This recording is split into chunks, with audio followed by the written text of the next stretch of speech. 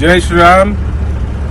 రేవంత్ రెడ్డి ప్రభుత్వం అఘాయిత్యాలు, దారుణాలు, దౌర్జన్యాలు మరోసారి రుజువైనది. ఇవాళ ప్రజలు కాంగ్రెస్ పార్టీకి ఓటేసినందుకు సిగ్గుతో తలదించుకునే పరిస్థితి. అలా హెచ్సియులో జరుగుతున్న అన్యాయాన్ని ప్రశ్నించేందుకు వచ్చిన నన్ను తీవ్రంగా తోపుసటాటలో గురి చేసి మరి అరెస్ట్ చేయడం జరిగింది. మరి నేను ఒకటే అడుగుతున్నా, ఒక భారతీయ జనతా పార్టీ నాయకుడుగానే కాకుండా మరి ఒక ప్రకృతి ప్రేమికుడుగా అడుగుతున్నా, మరి ఇంత అధ్వానమైన పాలనలో మరి అలా మనుషులే కాదు హింసకు గురవుతున్నాయి. మరి నెమ్మలని కుందేళ్లున్నాయి హెచ్యులో, ఆ ఫారెస్ట్ లో జింకలున్నాయి, తాబేళ్లున్నాయి. చెట్లు నరుక్కుంటా పోతే ఇవాళ ఆల్రెడీ హైదరాబాద్ లో 50% పైన గ్రీన్ కవరేజ్ మొత్తం పోయింది. గ్రీనరీ మొత్తం 50% పైన తగ్గింది.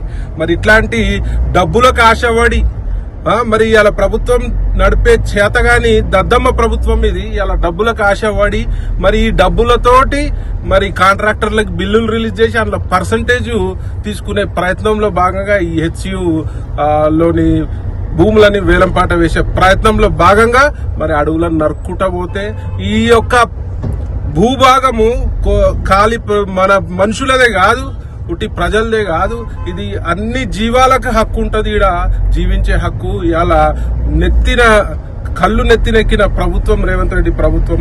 నేను దీన్ని తీవ్రంగా ఖండిస్తూ మరి నెమలి శాపానికి జాతీయ పక్షి ఆడ నెమళ్ళు ఆర్తనాదాలు రోధిస్తున్నాయి. నెమళ్ళు మరి చెట్లను నరుకుతుంటే మరి వాటికి ప్రాపర్ గా పునరావాసం అన్న ఏర్పాటు చేయవలసిందిగా నేను డిమాండ్ చేస్తున్నా.